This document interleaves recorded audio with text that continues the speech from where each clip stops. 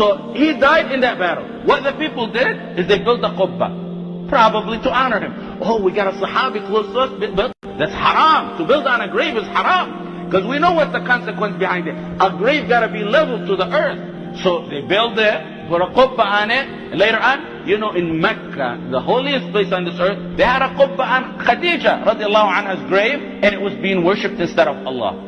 And in Mecca, in Medina, the same thing. So he went to this, and he said, we got to destroy it. And then the league governor said, but you know, the surrounding tribes are going to rebel. This was time where every town in the Arabian Peninsula was governed by tribe.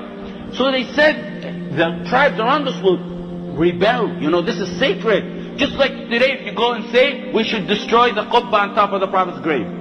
You hate the Prophet? That's exactly what they accused Muhammad ibn Abdul. I say, wallahi, it needs to be destroyed and crumbled down to the earth. That qubba on top of the Prophet ﷺ is haram. And I'm surprised to see that the people there are quiet over that. That should be destroyed and crumbled into pieces. If they say that it's going to harm the grave, we have, alhamdulillah, equipment by the millions, technology that can take it. And they can, you know, there's so many ways to do it. That should, what they did was say, oh, you hate the Sahaba. You want to stop us from worshiping.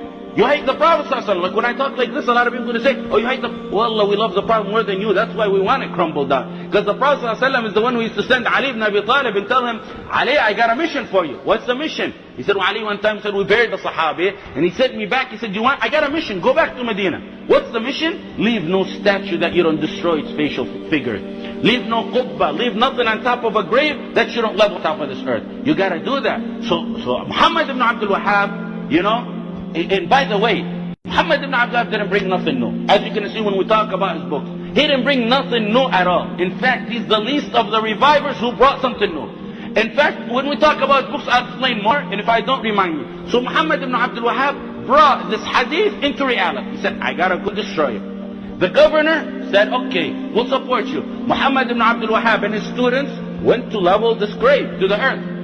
And as was expected happened. The people seeing they're destroying this grave, and the tribe surrounded against him. The governor came with 600 men, and as soon as they seen him with 600 powerful men, the tribes around them went away. And he remained there, success after success, his da'wah getting bigger. The people of the time accepted, because it's the fitrah.